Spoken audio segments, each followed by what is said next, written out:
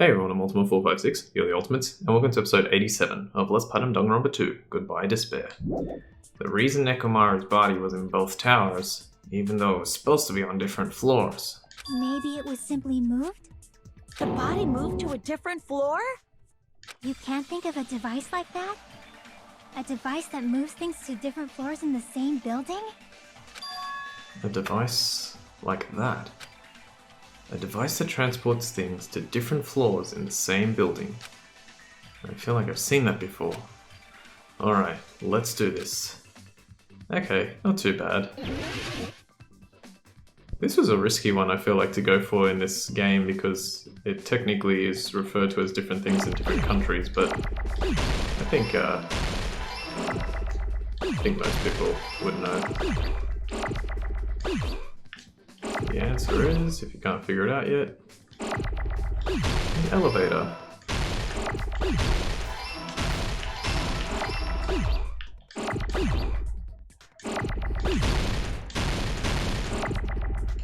Boom! Elevator. I got it! So that's why everything was in the same area. It didn't turn or anything, it's just an elevator. You must be talking about an elevator. What? Are you saying Nekomaru's body was transported using an elevator? Where the hell is this elevator anyway? It's the tower itself. The inside of the tower is one big elevator. Which means the tower was designed so that the whole room goes up and down like an elevator. So whether you enter from Strawberry Hall or Grape Hall, it all leads to the same room, right? So that's why we could only enter it from one side or the other. Now that you mention it, sometimes when I pressed the door button, it took a while for it to open. Mm-hmm. I see. We were basically waiting for the room to arrive, just like an elevator. Exactly right. Please hold on. If the inside of the whole tower ascends and descends like an elevator, then why is there a picture of a strawberry on the far back door when you enter from Grape Tower? Oh, come on, Sonia. And a picture of a grape on the far back door when you enter from Strawberry Tower? If the room just moves up and down like an elevator, there's no reason for the doors to change. Well, there is a reason. Plus, after the incident, the far back door in Grape Tower had chains wrapped around it, right? But when we entered Strawberry Tower, those chains were gone. Not just that, but if I remember correctly, even the doorknob was broken off. There are too many strange things. Was that tower really an elevator? When you see people and things, make sure you focus on the good parts instead of the bad. What did you say? So, let's put aside what's changed and focus our attention on what hasn't. Why do we have to do that? It's fine. Come on. What does everything that hasn't changed have in common? The things that didn't change when we moved between the two towers. That includes the body, the pillar, and the oil. We've been talking about that stuff for a while now. There shouldn't be anything strange about them, not even the fact that they all moved with the elevator. The one thing these all have in common. They were all on the floor.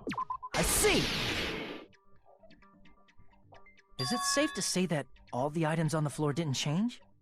And? And? Why did the picture on the far back door change? If you can figure that out, you'll have the answer. The reason is because that elevator has something unique about it. Okay, so the answer is only the floor moves, which I think is what Sonia was referring to. So that's it. The elevator was designed so only the floor moved. Only the floor moved? Which means the whole room wasn't an elevator, only the floor was.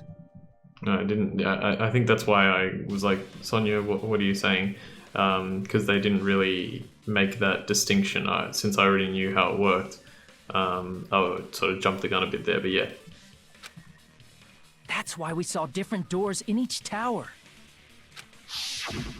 Which means on the first floor of Grape Tower, the door on the far back wall had a strawberry design. And on the fourth floor, which was Strawberry Tower, a different door on the far back wall had a grape design. Then, where do the different floors lead? I want to say they lead outside, but they're probably just for show. Just for show? Why was something like that necessary? So we'd falsely believe that the doors were connected to where their picture signified. It was actually very effective. Because of that, we totally misunderstood the building's structure. I don't get it. But I guess it means whoever designed this building had a totally twisted personality. Did you hear that, mon ami? Don't blame this on me. Take responsibility for yourself. Then I'll take responsibility and gently caress you. What? Like, there's no way that's gonna happen. Stop with the tasteless jokes. By the way, what does the chain on the far back door in Grape Tower mean? It was probably wrapped there by the killer to keep us as far from Strawberry Tower as possible. Why? Because of that chain. You guys thought you couldn't enter there, right? Well, like you said, I could probably use these parts to repair that button, but seriously, hold on. Even if you do repair the button, what's going to happen to the chain on the other side of the door? Chain? The door that leads to Strawberry Hall has a chain wrapped around the doorknob. Even if you fix the button on the Strawberry Hall side, the door won't open as long as that chain is there. Oh, you don't need to worry about that at all. Huh? The killer destroyed the Strawberry Hall button, so we'd stay away from Strawberry Tower. Everything was done to tamper with the evidence, so we wouldn't find out about the secret of the Funhouse. The appearance of a body in the tower would contradict what we thought we knew about the building. In that situation, if we'd gone to Strawberry Tower, we'd have seen that contradiction firsthand. And using that as a clue, we might have discovered the truth. The truth that the two houses and the two towers are actually one complete vertical building. The killer wanted to keep us from learning that. That's why they made us stay away from Strawberry Tower. They destroyed the button and wrapped a chain around the door just for that? Would it really have inconvenienced the killer if we learned the true structure of the building? Of course. It would have been a major inconvenience. After all, this funhouse is strongly connected to the ultimate weapon that killed Nekomaru. Hold on. You're progressing much too quickly. There's still a contradiction concerning the building structure. What a pain. It's fine already. Gundam, please proceed. You said earlier that Strawberry House and Grape House are connected vertically, right? If so, how does the contact elevator supposedly transport us from one house to the other? I see. Now that you mention it, I completely forgot about that matter. If that elevator moves vertically, then when your back is facing the elevator, both towers should be on the same side. But does this reflect reality? Inside Grape House, Grape Hall is on your right when your back is to the elevator. And inside Strawberry House, Strawberry Hall is on your left when your back is to the elevator. Which means the houses are on exact opposite sides of the tower. Answer me, fiend! What does this mean? What does this mean? I agree. What does this mean? If the two houses are connected vertically, the position of the tower should be the same in both houses. But in fact, when my back was facing the elevator in Grape House, the tower was on my right. And when my back was facing the elevator in Strawberry House, the tower was on my left. How can I break through this contradiction? Alright, this one is kind of crazy. And I have to have a read. I know what it is, but I have to have a read. If the two houses are connected vertically, The elevator should move. vertically, not horizontally. However, at both houses, if the contact elevator is behind you, the towers are in opposite directions. Which means your reasoning. It's clearly contradictory. What's with this iron curtain of teamwork? So Gundam and Sonya have matching arguments. It sounds like it makes sense, but is that really correct? Alright, let me have a quick peek at my truth bullets. We need Kazuichi's account. Oh, that's right. So apparently the compass's needle spun 180 degrees while it was inside the contact elevator. If the two houses are connected So vertically, if we use that, The elevator should move. vertically, not horizontally. No, that's wrong. no, that's wrong. Oops, sorry. Hit the table a little bit. The elevator wasn't just moving vertically. Isn't that right, Kazuichi? Huh? Me? Come on. You used the elevator while you were holding that compass Nagito gave you, right? Oh, that. Yeah, it was pretty strange. From start to finish, somehow the compass needle rotated 180 degrees. Rotated 180 degrees? Meaning, as the elevator moved between the two houses, it also rotated 180 degrees.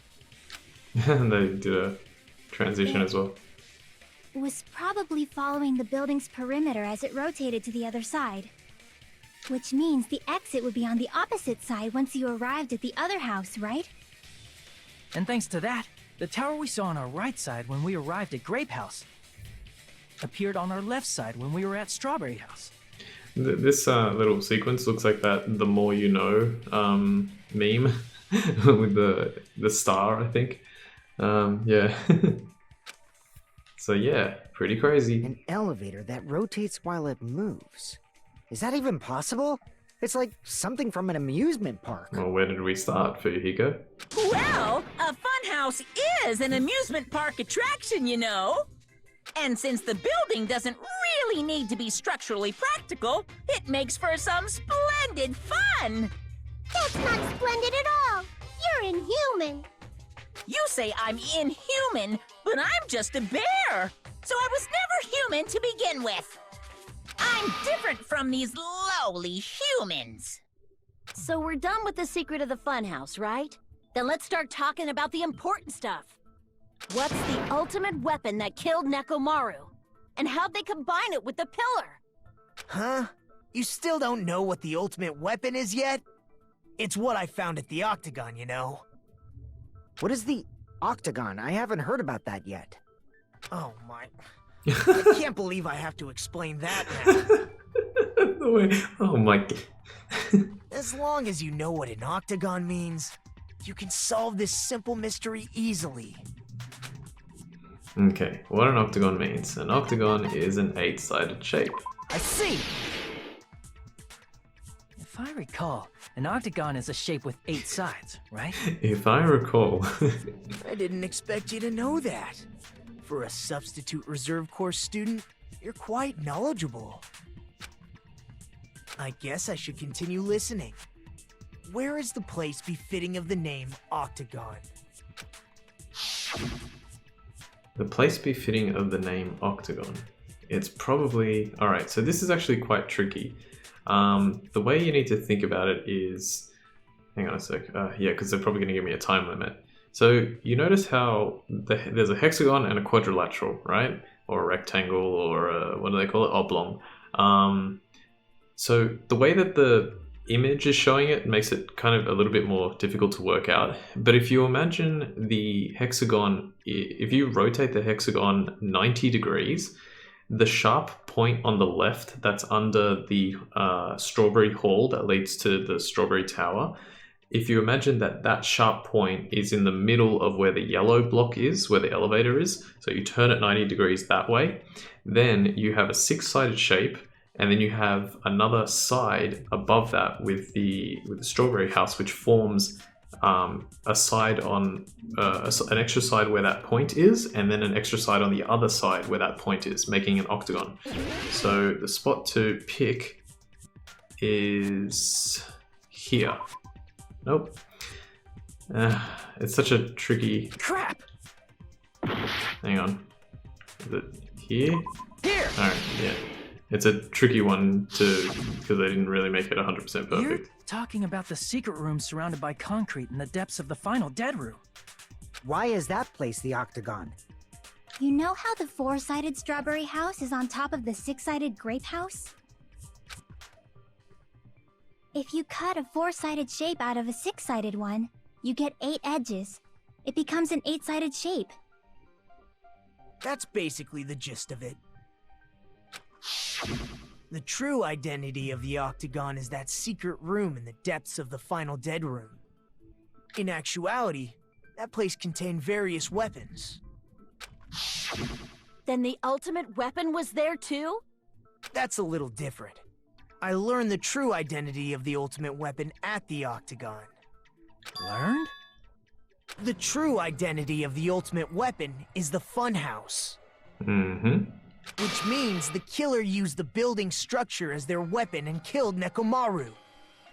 That's really hard to work out. Like me, the killer probably realized the secret of the Funhouse from the scenery, and then thought of a way to kill making use of the building structure. The funhouse itself is the weapon, so they killed using the building structure? That's why the killer tried to keep us from learning the mystery of the building. But more importantly, using the building itself as a weapon? Such a spectacular crime. It truly deserves to be called the ultimate weapon. Here's Psycho Nagato again. The Funhouse is the true identity of the ultimate weapon. What does this mean? How did the killer use that to murder Nekomaru?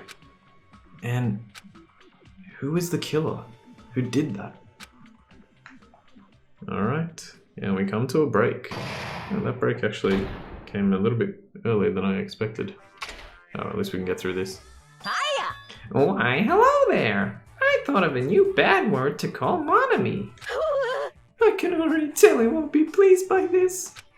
Then let me say it right away. I'm already used to insults and slander. There's no way I'll get hurt by a mere word.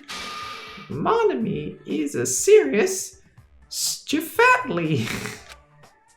That's much more straightforward than I expected. Stufatly, huh? Tisk, tisk, tisk. That's not it. That's not it at all. Stupid, fat, and ugly. The perfect jet stream attack incorporating all 3 of these would be... Ta-da! Stufatly. Oh, there's a fat hidden in there. Okay, everyone, all together now. Monami is a serious Stufatly. I love how they got his voice actor to say Stufatly. What a weird thing. Should we do halfway through? Yeah, I'm running out of space. Like I only have 30 spots. I only have 30 spots, but I'm going to save there anyway. Hello. I hope your day is well. Thank you. I'm trying to force myself to be more energetic, or else my mental state won't be able to keep up. My heart's thumping like crazy. I might as well have a laid-back, so what attitude and go ahead with high energy. Yeehaw! But be careful that your batteries don't run out for various reasons. And just like I say each time, don't forget to say it frequently. It kind of doesn't really make sense now that we're playing this on like the console instead of the handheld. But yeah, well, still good advice. Alright, so we got through another part of the trial. we're halfway through, and we are going to find out, now that we know a lot more about the actual Funhouse, now it's time to discuss how it was used to kill Nekomaru, because that is still a question that is very difficult to answer with the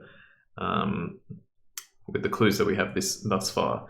So we're going to figure that out next time. For now, though, I do want to thank you all for watching episode 87 of Let's Platinum Danganronpa 2, Goodbye Despair. My name's Ultima456, you're the Ultimates, and I'll see you next time.